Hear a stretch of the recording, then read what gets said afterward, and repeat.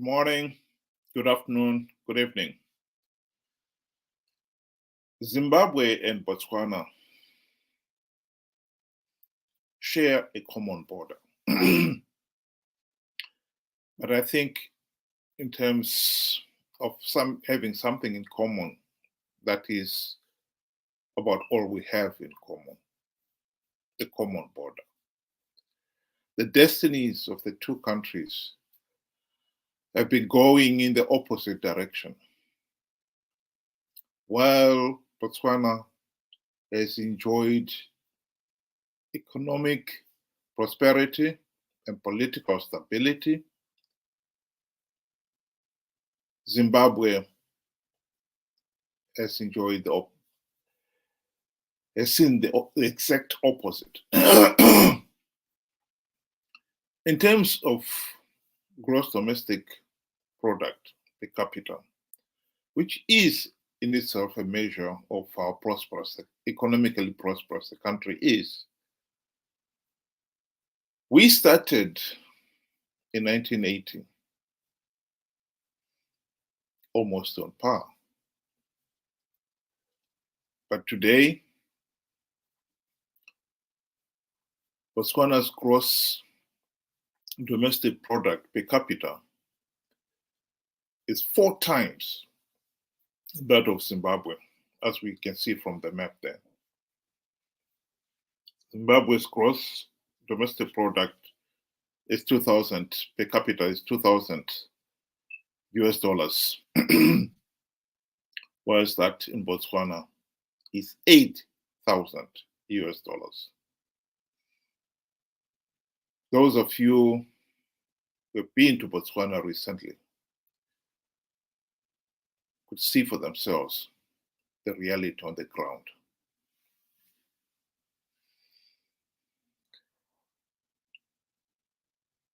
This is a blow up of Zimbabwe.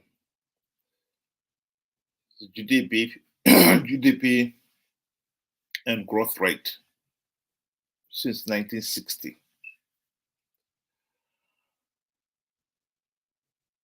As you can see, Zimbabwe did enjoy a steady growth until the onset of the Liberation War.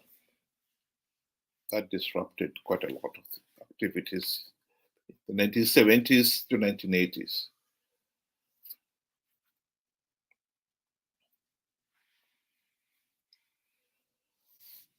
The economy since 1980 has flattened completely, with a dramatic drop between 2000 and 2008 during the hyperinflation. When Zimbabwe in 2008, inflation peaked at 500 billion%. And the economy shrunk that year a staggering 17.67%. And it marked the onset of the GNU, when the economy registered significant growth. We can compare this with Botswana.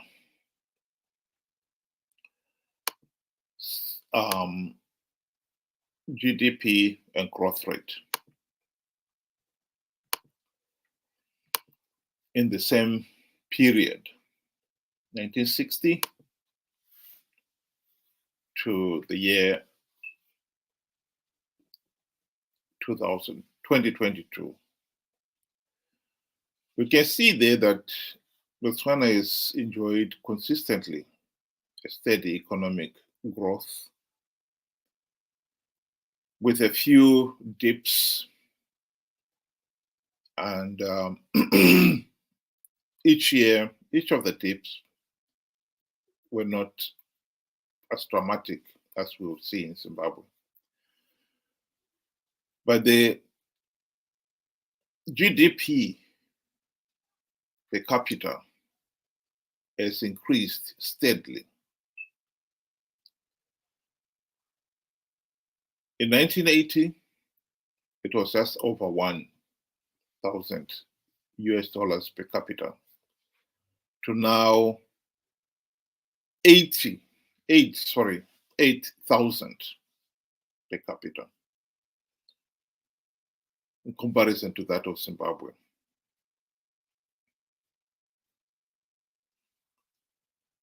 In the same period, if we go back to the Zimbabwe situation, we'll see that while Zimbabwe has enjoyed a growth rate of maximum 22.57% in the 1970s, it has never reached above 20 again until the GNU, which was in 2010. But in all that period, we've only had 2 years in which we had more than 20% growth rate. Compared to Botswana, Botswana has had 13 times when its growth rate has exceeded 20%, has been 20 or more percent growth rate. 13 times. And it peaked at 41.52% growth rate in 1 year.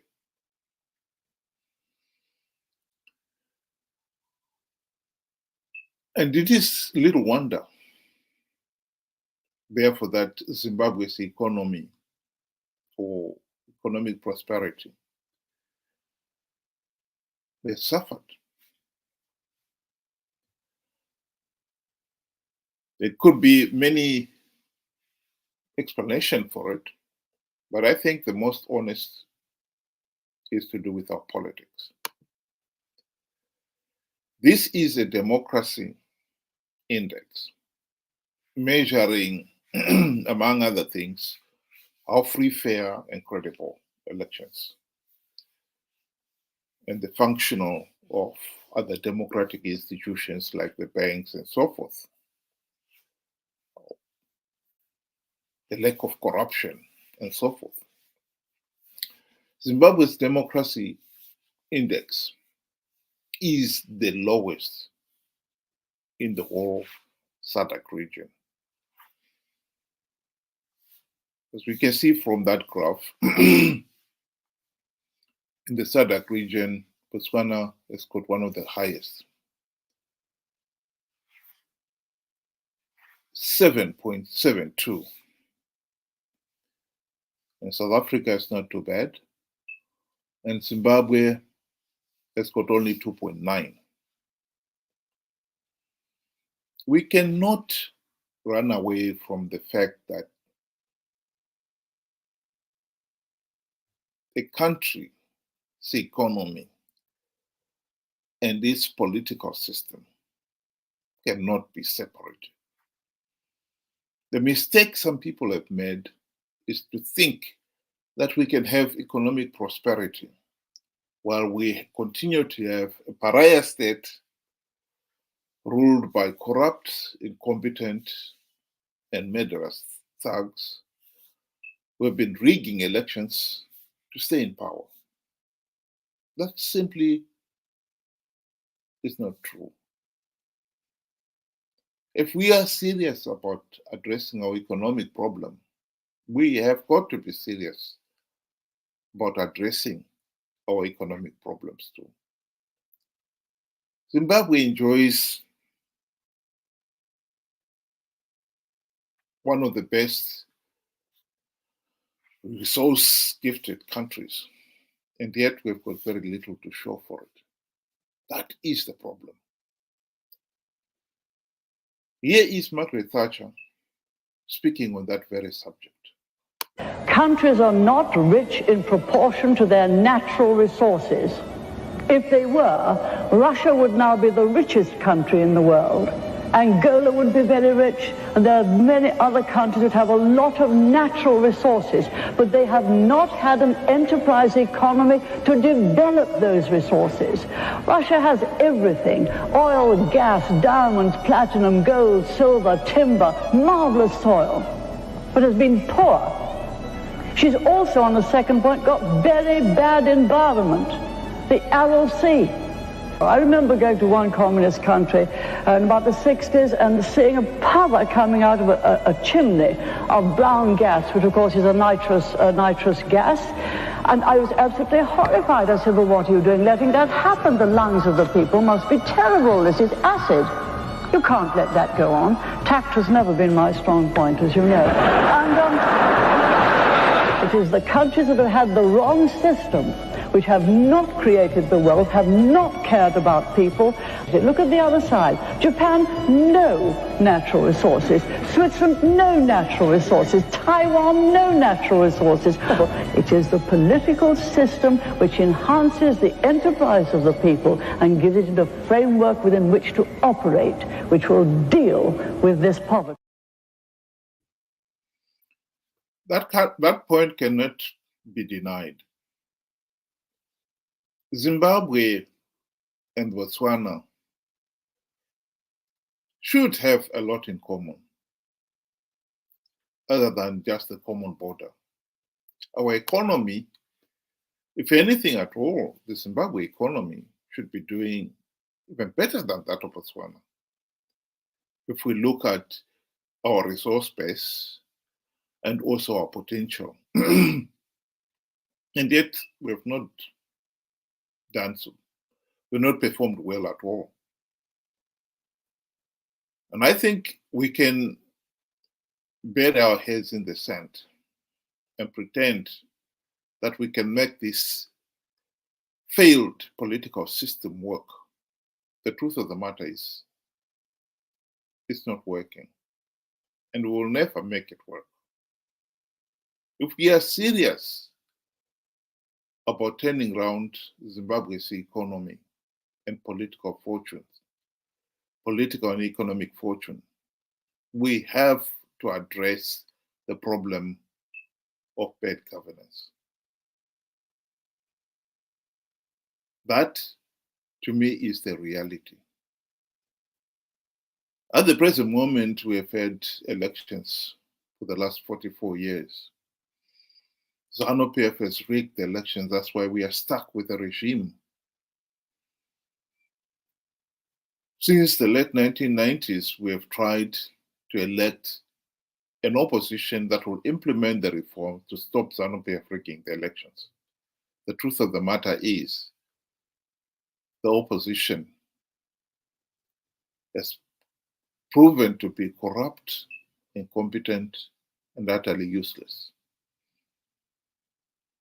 Last year, ZANU-PF was able to blatantly rig the elections because no meaningful reforms have been implemented in the last 24 years. And to make matters worse, the opposition has been participating in these flawed elections to give ZANU-PF legitimacy. The sad reality is we don't seem to have learned the lesson. Because come 2028, the next elections, I think it is almost certain that Chamisa will relaunch his new party, convince his followers that this time they're going to win and they'll participate in the flawed elections just as they did last year. And if we Zimbabweans participate in our millions in these flawed elections, it leaves SADC no option but to give ZANU-PF, or at least do nothing about denying ZANU-PF political legitimacy. And we'll be back to where we are today. I like to re-emphasize the solution. The solution, ideally, plan A, would be that we should have the democratic reforms implemented before 2028 elections. I'll be the first one to admit that that is not likely to happen. ZANU-PF is not going to reform itself out of government. That is a fact.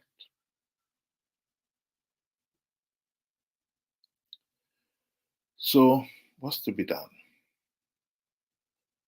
Well, plan B has to be we must stop participating in flawed elections that are so flawed that even SADC and the AU themselves last year admitted Zimbabwe's elections are flawed.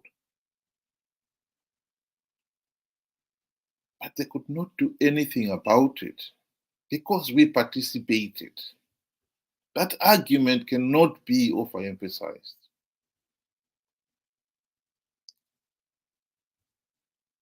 It is absolutely madness to keep participating in an election process that is so flawed, you cannot possibly win. Worse still, when you know that if you participate, you're only giving ZANU-PF legitimacy. It's okay for the Chamisa and company and these fellow opposition members. They know that by participating, they'll win the few Gravitran seats, which is all they care about. But for the ordinary person, you have absolutely nothing to gain from participating. Absolutely nothing. Why would you participate in a process that you know you're not going to win? And we're still knowing that if you participate, you're only giving ZANU-PF legitimacy. It doesn't make any sense at all.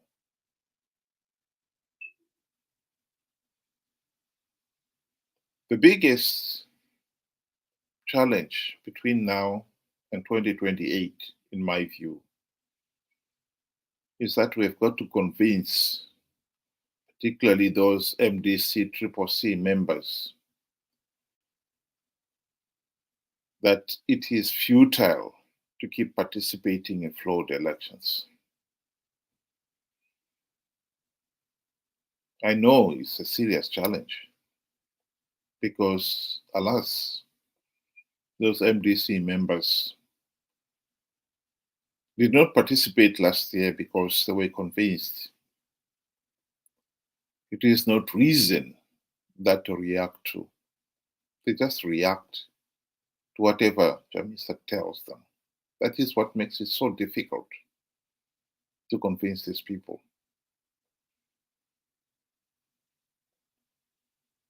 What Chamisa told them was an idiotic lie, that he had plugged all the vote-rigging loopholes, but those people were not smart enough to say it. That is the problem.